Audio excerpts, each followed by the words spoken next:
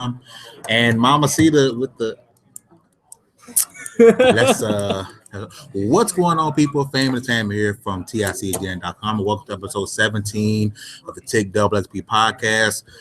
If you guys haven't, if you should have, you guys know this channel is normally on my channel, but for PAX South purposes, it is on our network channel. We'll start with the introduction. To my left, as you guys know, this is my light-skinned brother from somebody else's mother. I don't know why he changed shirts. Mr. Nicodemus X. You know why I changed shirts.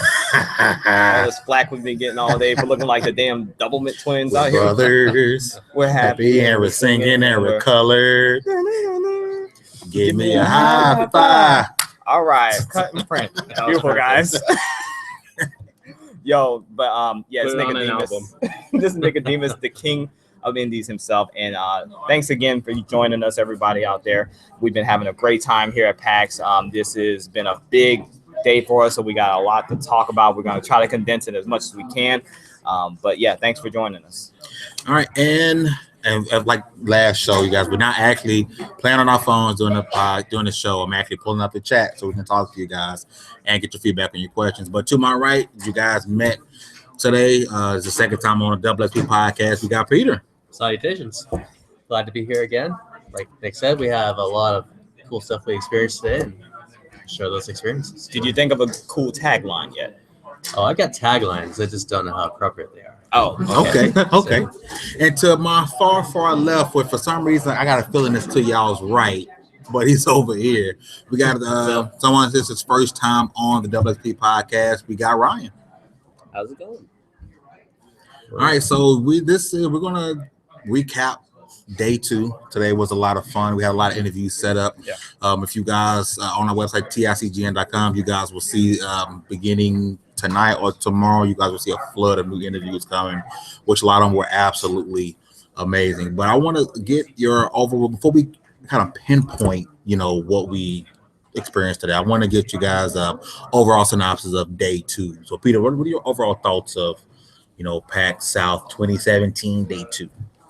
I think it's pretty cool. Day 2 was, we focused on groups of games a lot. Like we did a whole thing where we spent a lot of time with Canadian developers and many different games, many different developers from Canada. And I think that was an interesting kind of theme for us. I think is going with publishers who do a variety of games or simply a lot of developers who are working together to promote their games as a collective and stuff.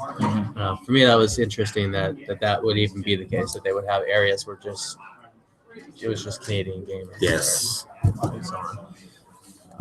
that's something I didn't even notice that you pointed it out. I didn't even recognize it. That's cool. Ryan, overall synopsis feel of, would this technically be your day 1? Yeah. So overall synopsis of your day 1, but PAX South day 2. It is an eye-opener for me because prior to this, the closest there was to something like this is like Florida SuperCon, of course, which was like the biggest Comic-Con in Florida. But this is it's a system shocker. Way bigger than that. So big that I can't even play the Nintendo Switch.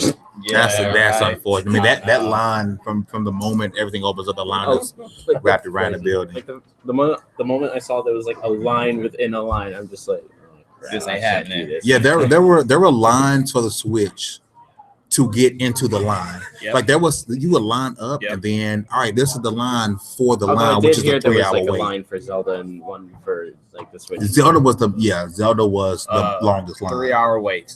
Yeah, 3-hour wait to play Zelda. That's crazy. Minimum. And a 2-hour wait to get into the wait.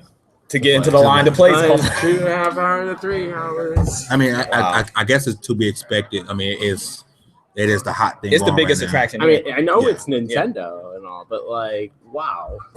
Yeah. They are really pulling an impression with this game. And I've had people, contact me, Twitter, Facebook, say, hey, waiting my breath for a while. I'm like, dude, when we had our media hour yesterday, that was our opportunity to go in and play Splatoon, snippet clips, things like that. And by the time we were done with those, the floodgates opened, and it was like, all right, am I about to go and actually get a line to play Zelda. No, thank you. Yeah. Nick, what are your overall thoughts? Day 2. Day 2 overall thoughts is overwhelming. It's been quite overwhelming. Day 2 opened my eyes to a lot of the games we didn't really get to play. Day 1, there's just so much here, guys. It's ridiculous. There's a whole VR section that I haven't even been able to tap into. Oh my god. Yes, it's a whole VR section. There's so many different just little booths where it's like a couch setting, and so many different little indie developers out there that have just great, intriguing looking games that I want to try, but it's just not enough time in the day to experience everything. Also, Day 2 has reaffirmed the close to home type of feel that's here. Me and Fame, we went to QuakeCon, and it was definitely a close to home type of feel there. It just didn't have as many games. I get that. I get the games here and the close to home feel, and then also I get a lot of insight of how developers think, publishers who publish the indie titles, how they think, and just it reaffirms that indie titles, developers, publishers, they put a lot of heart into what they do, more than thinking about money and things like that. Of course, making a profit is important, but I feel the heart in this place. You know what I'm saying? Not to sound corny or anything, but I feel it out here in these streets. So yeah. Okay. Yeah. Cool. So, Peter, what game or games stuck out to you the most, or you really feel that you played on Day 2 that was like, okay, this is a game I know I will be purchasing? Right. Well, Sundered obviously is the game I thought stood out the most. My man. It's beautiful. It's fun. It's engaging. It's fast. There's like stuff happening at all times. I thought that was really cool. Dreadnought was interesting, I thought, as well. It's the opposite. It's super slow, like almost insanely slow, but it's slow because it's more of a strategy where you have to sort out where all the other ships are. It's a ship-based battle game, and it allows you to sort of take in the entire scenery of the game and make decisions despite being under fire or looking for somebody to attack. I thought that was pretty cool as well. I liked pretty much all the indie games that we looked at were neat. That's my focus as well. Despite not being the king of indies, you'll get there one day, man. I mean, I'll train you up in the way you should go. Yes, that would be awesome. So yeah, those were really cool. I thought the theme with the developers being gamer centric and concerned versus being profit concerned was, like you said, eye opening. And speaking to a lot of developers, that was a theme throughout. Like almost all of our interviews. There were maybe a couple where they didn't mention that, or possibly the opposite. But I think that was interesting. It started with Yacht Club yesterday, and it carried through with the guys who do Sunder today, and many in between were. So for me, that was actually even more of a highlight, just knowing that it's more about producing a quality game versus just producing. Exactly. Ryan, what games stood out to you the most today, Day 2? Well, I did get to play a bit of Monster Boy. Oh, okay. And I definitely like how that looked. I've never played a Monster Boy game prior to this one, and I think I may go back to some of the older games after this. And there was also Freedom Planet 2, which we knew you were excited for from the moment. Yeah. From the moment I placed that in the chat, it was like a. When I was playing that, I thought about you. Yeah. You've been hyping that game up, so yeah, and worth the hype in my opinion. So compared to the original, I breezed through it, but of course, you're an expert. Compared to the original, what are your thoughts of the game compared to the original as far as improvements and? Or is it a visually improved version of the first one? In a way, yeah. As soon as I played the level, the kinds of mechanics that you expect were there and accounted for, and the level design was very just as flowing and it was very roller coaster like. Yeah, I got that feel too. Yeah, but it's that fun kind of roller coaster where you just hits that addictive vibe. I didn't actually get to play Freedom Planet 2, but just by the look at it, you got to be quick. Yes. Because the game is it's fast. It doesn't stop. Yeah, it's nonstop, fast moving. I saw some people playing it, and you could tell like they never played Sonic the Hedgehog. Yeah. And I was like, you what? need to be able It's to momentum. Your It's business also in pretty Sonic. action packed though, because like Yeah. don't expect it to be like Sonic because the bosses will hit hard if you do. Right. Like they're more like Gunstar Heroes ish. Yeah, Gunstar Heroes mixed with Sonic. That's a good mix. I mean, a good description of that game. Yeah. Yeah. What stood out to you? Day 2. Man, day 2, what stood out to me, I would have to say Lightfall. Yeah, The game looked by amazing. Bishop Games. I'm a visual type of guy, as most people are, but that gameplay before we even went to PAX drew me to that game, and I reached out to him like, look, I need to come over there. I need to play this game. We need to talk about this game.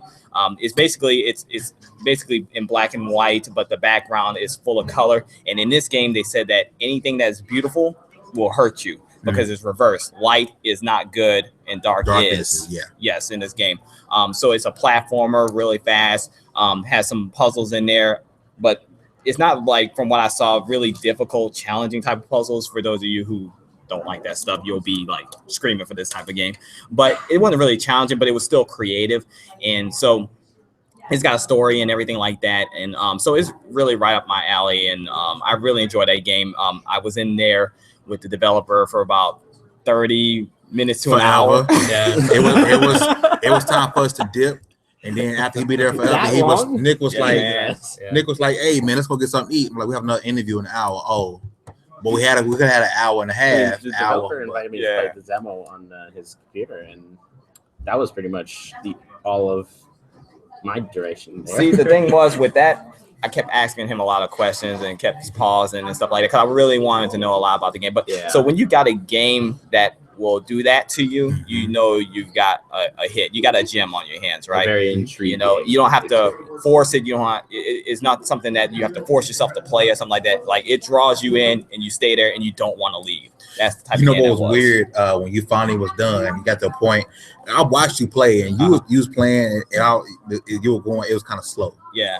Compared to when he took the controller and finished the game, and it was like, I mean, what you to expect? Oh yeah, that was game. That was me. I was like, oh crap! I was like, that was me. It would have took Nick another 20 minutes to do what he just did on 3 because seconds. I was going like really slow through the platforming sections, taking my time, you know, admiring the scenery and stuff like that. And even before then, he said they're gonna have a speed run mode on it. And I was like, I'm gonna challenge you on that. I bet you I'll beat you. When he picked that controller and did what he did, I was like, okay, I'm gonna have to practice first, fam. I ain't ready for Honestly, this. as soon as I saw that there was a run button there, I just held that down. Yeah. The rest of it. It's fast, man. You can make it go as fast or as slow as you want. That's another thing I like I think about there were it. a couple puzzles that I even like went through just by like abusing the run and the cube that teleports under. Yeah, that's what he was doing. Yeah. You know, for me, so that wasn't totally intentional. It play it how you want. I mean, yeah. That's the type of game it is. For me, what stood out the most because it was the most surprising was just shapes and bands. Yeah, that was cool. No one. I kept forgetting. When you see the crowd over there, there's a crowd by the TV, and you was like, you hear Mortal Kombat. And I'm like, okay, what's going on? And I look over, everyone's heads was there, and you could look over the heads and see the game. You can't really see what it was. I'm like, what is this? It was coming from that game. Yeah, it was coming from that. And the so Mortal Kombat thing. when we went and sat down, me and Nick both was constantly like, just like, what is this crap? and the first level went by, and then Nick was like, next time we die, I'm getting up and I'm leaving. And in my mind, I was like, okay, me too, but I'm gonna throw this controller down. So we got past the first level, and the second level came, and we're going through the second level, kind of moseying on. All of a sudden, it just kind of the music changes. I'm like, okay, it's different music. Like, it's kind of getting you going. And it was getting into Nick didn't have his headphones on. I was like, what y'all happy for? Nick didn't have his headphones on. And the dev was like, dude, put your headphones on. So he put his headphones. Next thing you know, like, we see this little thing where the pointy thing starts spinning. Like, hey, it's kicking up. All of a sudden, when it grew arms, you was like, Holy crap! And and it was they had the techno beats that's what caught my attention when I put the headphones on.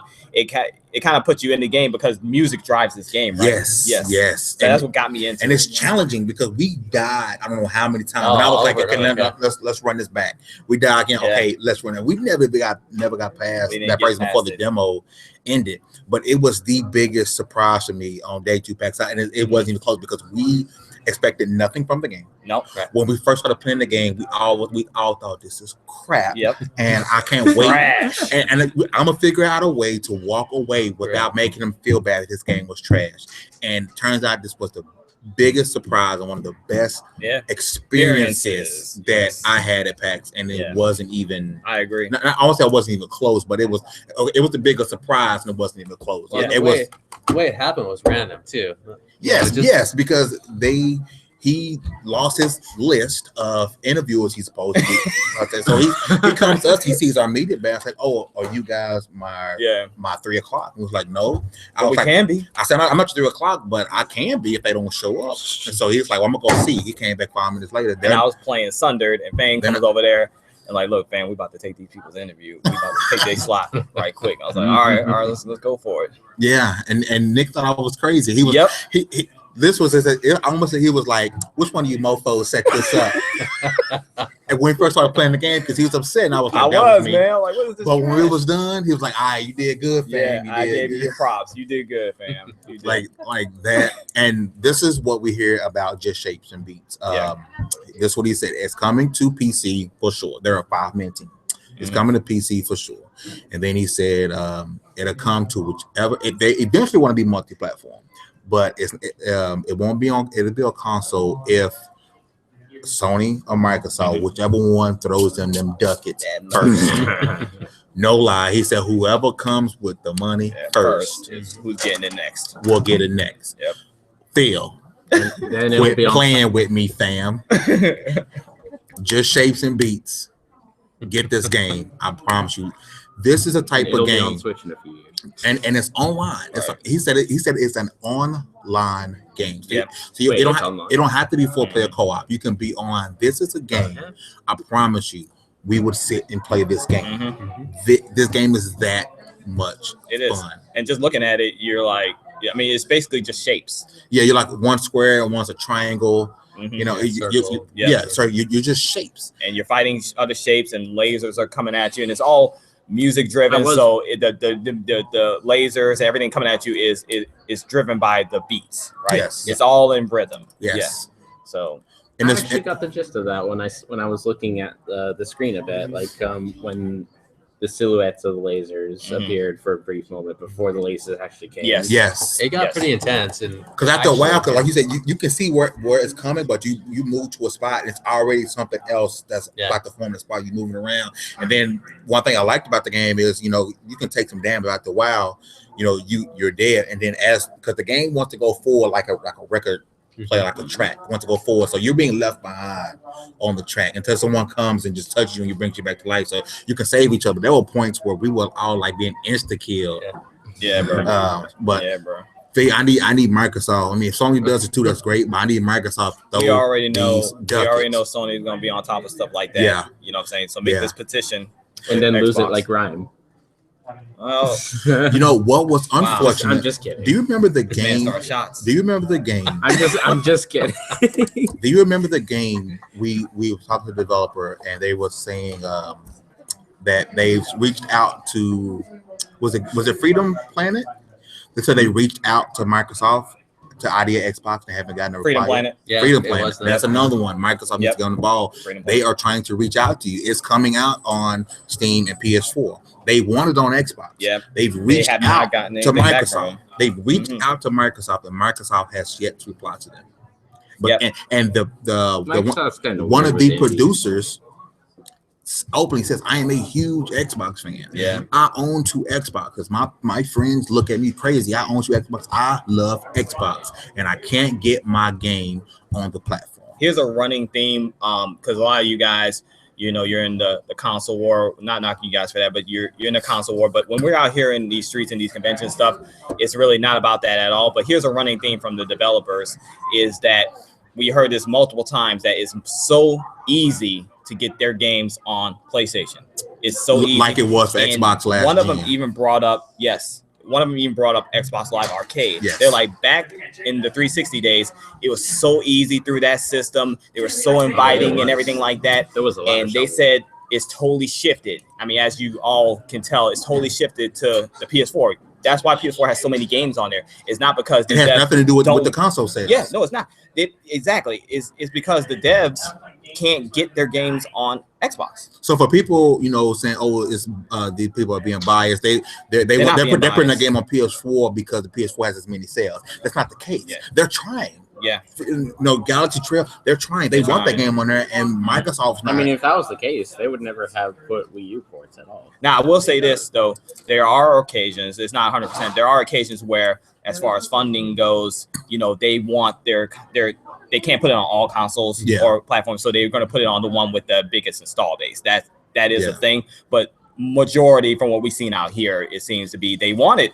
And then you got some games like just shapes and beats, and all they're asking for, we just need it's an offer. We just need the money to put it on your platform because they're like, unlike physical games. Like I don't think there's really much of like a loss as for like being able to put it on just another machine.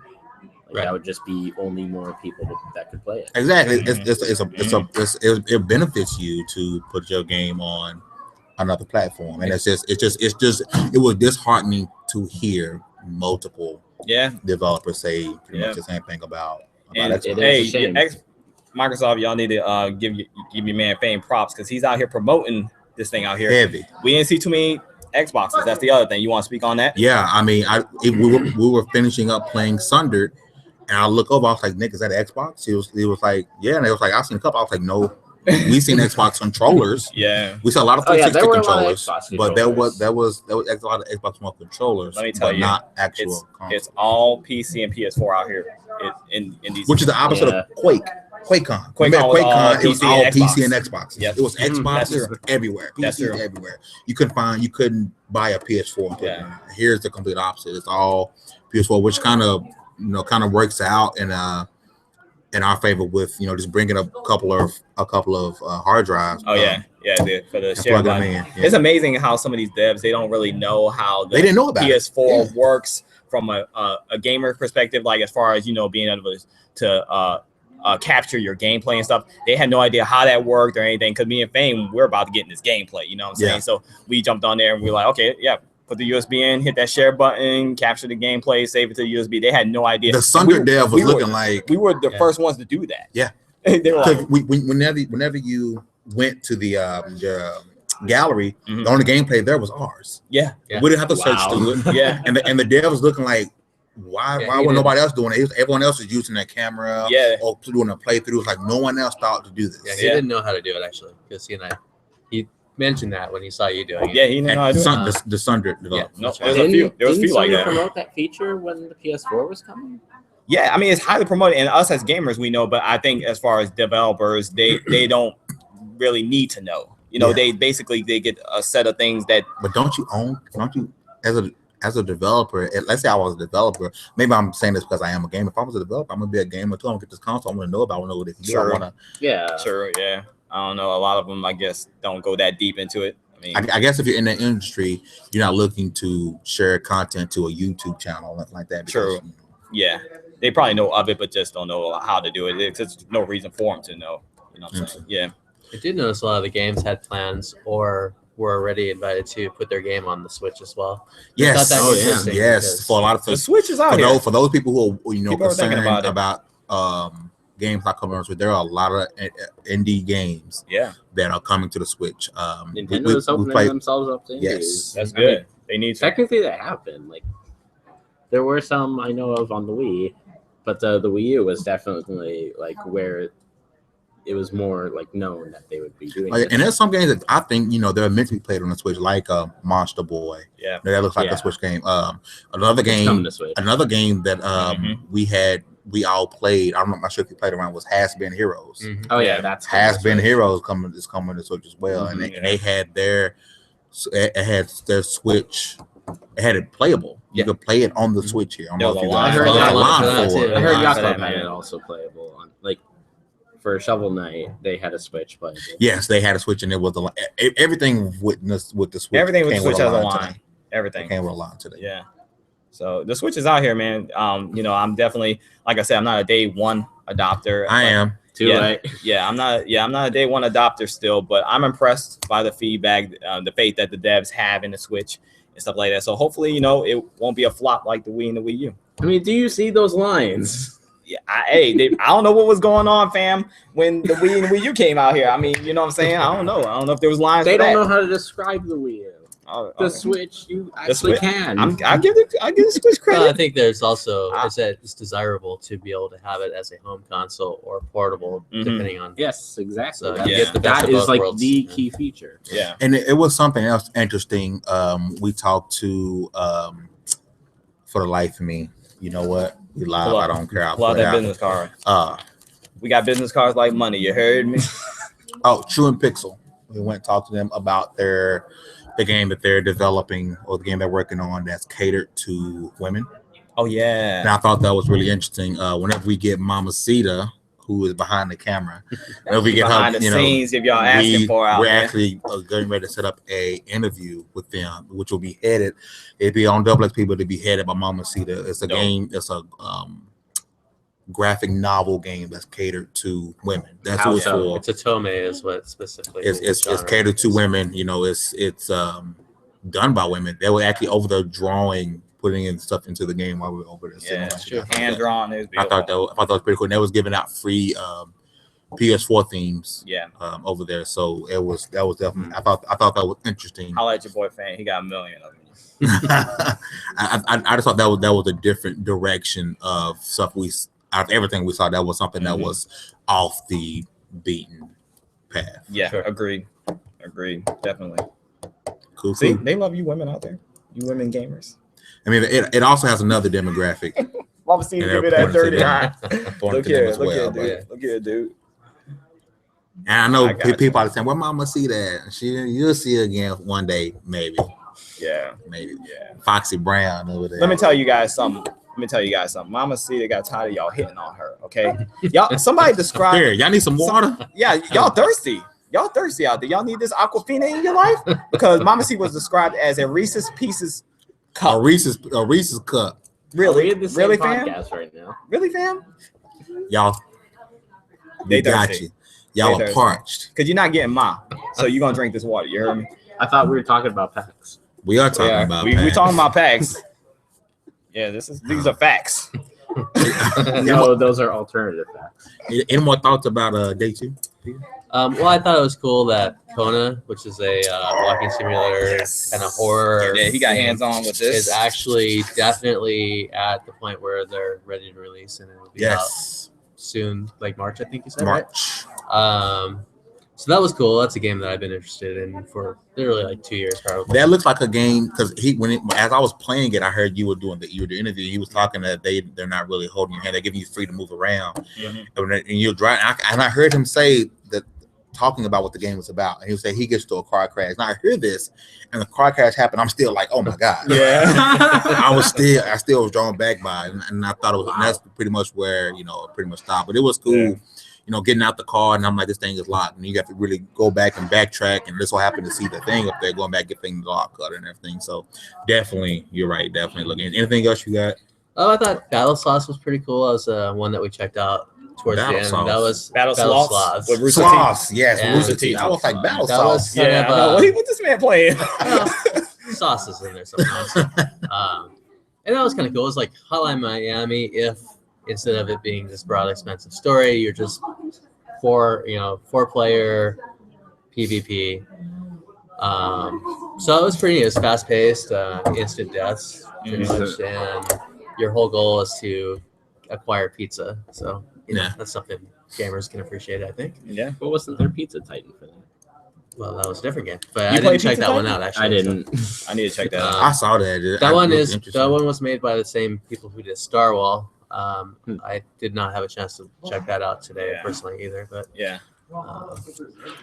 but yeah. So I don't know if that's Hotline Miami-esque though. But Battle Sloths was. go with that. Ryan, any more thoughts about day 2? Anything that you played interesting? Well, I did play the 2 Brawl games, Brawl Out and Brawlhalla. I'm so confused. Which I discovered I'm a beast in. Yeah, so confusing. Oh yeah, I won both of them. Like So it's only you I that played a suck at that match in game. each and I won. don't suck at the game, fam. I came in second. Okay. But we were tied for second is not first. Brawl Out No, kind it of don't reminds mean I'm me. suck though because you was beating up on the AI. Quit lying to the people, man. The line I had You're beating up Val. on You were Peter, playing with AI Val was- Peter and the AI. That's who you beat Val- up on, man. Yeah. Who was the bear? You I guys captured. were playing- I captured the game. You were the bear, I'm about right? to expose You were the tonight. bear, I'm about to right? upload the gameplay tonight. You were the bear, right? I'm about to have an 'Cause arrow you over was your getting that character the work. whole time, and You was getting that work. No, you wasn't. No, you Who came in first place? Yeah, because Peter and the AI. Mm. That's So where with you got all your points from, fam. Lies with and Brawlhalla. propaganda. With Brawlhalla, I'm not. I hope that's how you. Brawlhalla? Yeah. Yeah. Well, Mhm. So at first I thought there was only like 2 attack buttons, and I was doing like, at that time, but then like near the end of the game, I try one of the other buttons. I'm like, oh, there's a 3rd button, and then it just like immediately kills the other players. There was a Oh. 3rd button. And I didn't know. I was in the same it 2 was buttons. Me it was too. a heavy attack, Oh, okay. I didn't see I was that. button which mashing, kind of I ain't gonna explained lie, how I was button freakishly mashing. powerful it was. Those are my But, type of games, though. The Super Smash Brothers type of. So It's not- which one is out? Brawlhalla is out, and it's Brawlhalla. actually free to play. The only money you would spend is if you want additional characters beyond what's. What originally platforms comes. is it on? It's definitely on Steam, and we were. It's not on playing, Xbox. I would have seen it. PS4, I You believe. addressed it was like free to play, right? It is free to play Yeah. for sure. So then, Nope. if you want to support the dev after that, then you would buy the skins or whatever. But Yeah. Dope. nothing's required. It's just a brawler, straight up. Just yeah. think Smash Brothers. Smash Brothers. I mean, Pretty Smash much. Brothers was the Brawlhalla only and Brawl mindset Out. you could ever have going into these games. Brawl Out as well. I thought I enjoyed Brawl Out more. I thought it looked Yeah, Brawl Out more is closer to the polished. Smash Yeah. formula. Yeah. Brawl Out looked more polished. Although, I don't know, something still seems kind of off about it. I'm not quite sure what it is. It might just be like the fact that there's like no charge attacks, I guess. No, what's off about it is it's not that good. Oh, snap. Man, what else you got for day 2? Day 2. What else? What else you got? Anything else stood out?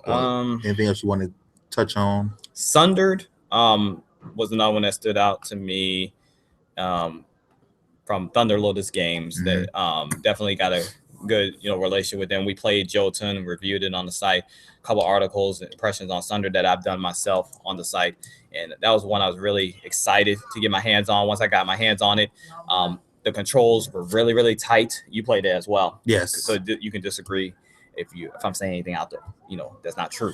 But the controls are really, really tight. The artwork is beautiful, vibrant. Like, I was amazed by just how much color is in that game.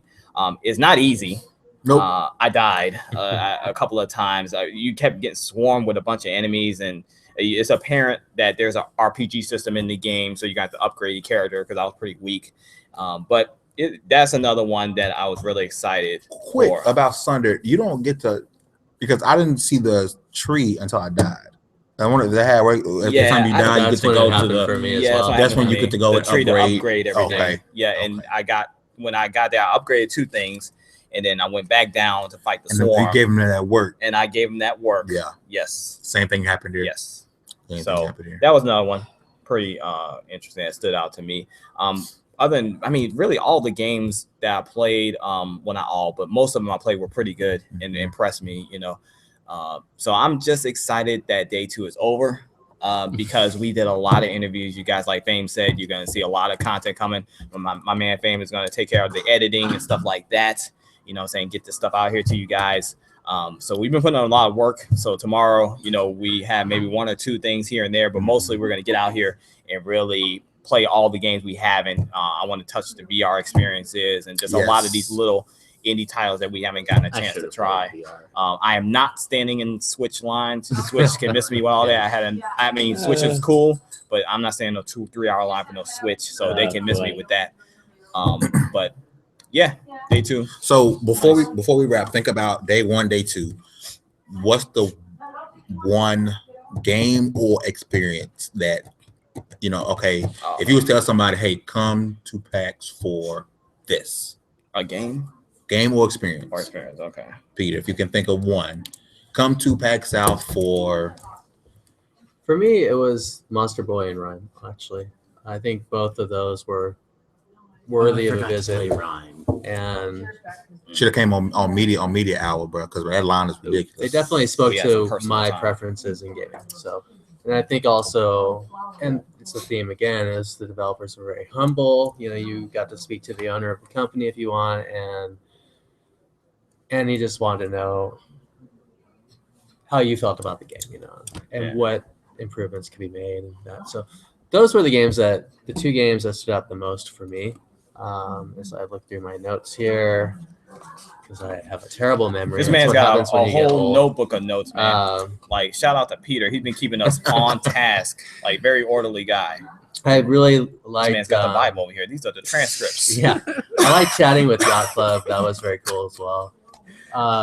Playing Splatoon was pretty neat. I think actually, the Switch is definitely the highlight if you are able to check it out. You want to check it out. Yeah, right. But as far as the specific games, like I say, Rhyme, Monster Boy, Sundered is another one. So yeah, okay, that's where I would go if I was just gonna show up here. I would check those out. But there is so much. I mean, you can't see everything in a day. Yeah, and you're gonna see just every. Oh, I didn't have a negative experience so far. I mean, everything we saw was pretty awesome. Mm-hmm. And the surprise things that you just walk by, you're like, oh, that looks cool. I need to see that.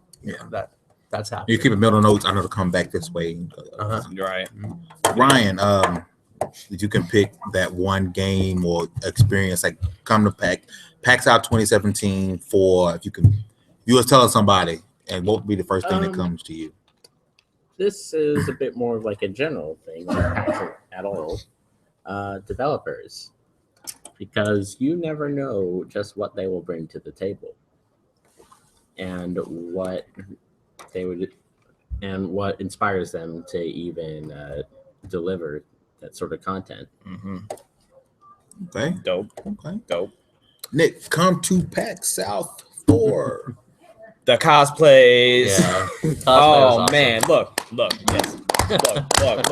The cosplays at PAX South are off the chain, man. I was videotaping, capturing footage of just all these different cosplays. Very impressive. There are some phenomenal, very creative people out here in the gaming world. Gamers are the most creative people on the freaking planet. We also talk about amen. We talked about yes. I ain't want that to No, you're right. But man, absolutely, the cosplays were amazing. Let me tell you guys something. If you are single, you know what I'm saying, and you're a gamer, come to this experience for the games, definitely. But keep your eye open on these women out here. You know what I'm saying? You if you're single, you kind of want to be like half and half. Don't be so reserved and stuff out here. There are a lot of hot gaming women out here, you know what I'm saying, that you want to definitely experience during this experience. You know what I'm saying? So just put that out there for you single gamers. But yeah, the cosplays were amazing. And then overall, there's no one particular game for me that really stood out, above the rest like that. But I would say the experience overall, that it's just close to home. That close to home type experience, that experience to where you can get into the public with real gamers that aren't worried about, really what platform you're playing on. The only thing they're worried about is the game first, and then, okay, how can I get my hands on it? What platform this is going to be on to get my hands on it? That's really all they care about. That's all they worry about. It's not flip-flop, right? It's not platform first, okay, and then game, right? And if that particular game's not on your favorite platform, then I think it's trash. I hate it. You know what I'm saying? You don't have that mindset out here. It's game first, then platform out here. So that's what I appreciate and love about it. And that's from the developers, gamers, just everyone out here. I hardly even thought about like what they would even be releasing on. I just thought about the games. Yeah, because that's the atmosphere. That's what the atmosphere is like here.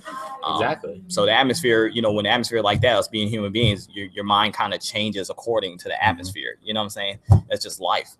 So yeah, definitely. I think for me,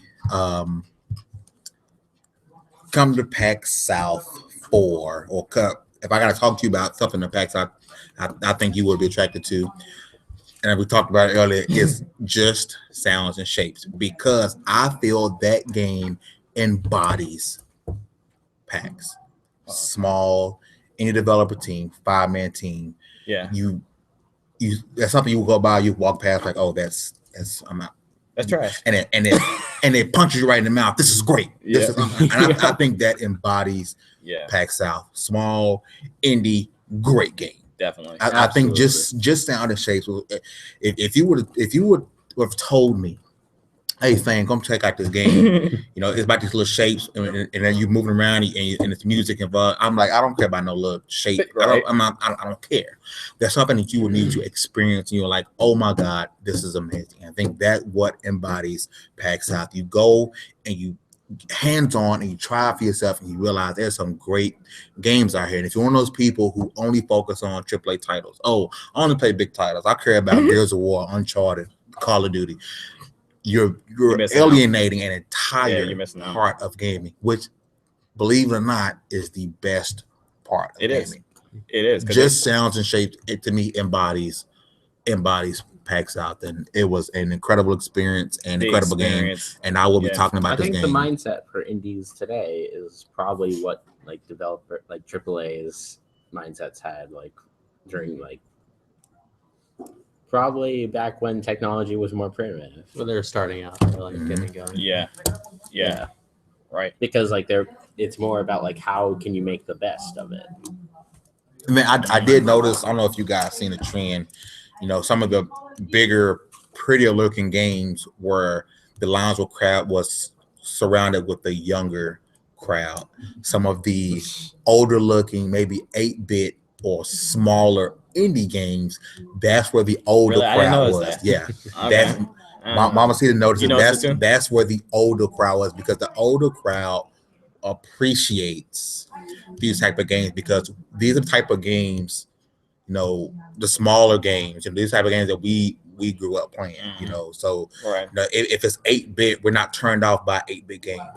A game like Monster Boy, that's not an 8-bit game, but it's type of game. It gives you that classic type of game feel. It's meant to be a throwback. Exactly. That a younger person, they want to see, oh my God, this game has the best graphics, highest textures. It's in 4K. You know what I'm saying? 4K, 1080p. We're the older games were worried about the smaller games, because those games those are the fun games. Those are games that interest the most. Those games have more depth to. A lot of these games, $15-$20, and that's a great experience. You don't have to go spend $60. No, you don't. For a great game experience. You don't. So, that's one thing I did notice, that the younger crowd because there were some games that I was like, oh, that looks dope. That looks amazing. But I wasn't standing in the line for. Yeah. I was going back to the indie section. Yeah, me too. But if you look at the line, they were all, 16, 17, 18. The generation who probably started gaming on Xbox 360, and all they know now is resolution fights and console wars. And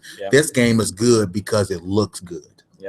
Those, but like I said, the older crowd were, no matter how glitchy it is, no matter about the lack of content, no matter if it has a good story or not, if it looks good, is if it's and fun. It's big time AAA, that means it must be good. Nah, fam.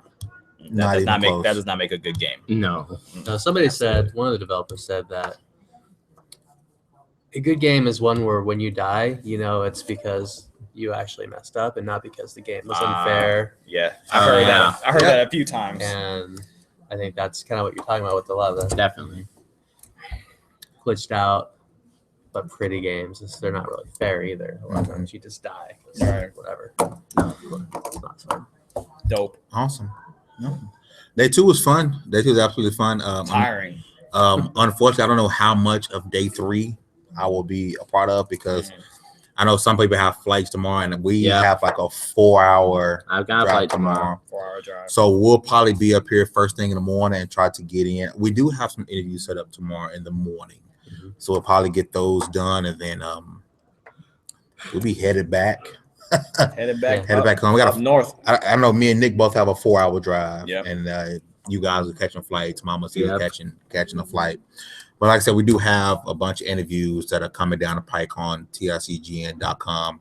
We did make a lot of great connections today. So we'll be having a lot of developers coming on to the XP podcast. When you guys see the XP podcast and you guys see we're talking about developer, we won't be fighting. Nah, we won't be fighting like the last time we really had one, and Mama Cita and Nick. We had a difference of opinion. Heated. It wasn't heated. I was having fun. It was fun. It was fun. It was heated, but yeah. This is day 2 recap impressions. Field goal and throw them ducats that just sound the shapes. And Uncle Shu, just do what you already doing. Bring them games to PlayStation. Man, we know Sonny ain't got no money. You heard me. But we got all the games. You heard me. All right, so this is Fame Entertainment from TiCGN.com. This has been episode 17 of the TiC XP podcast. And as soon as Mama said to hit that stop button, we out here.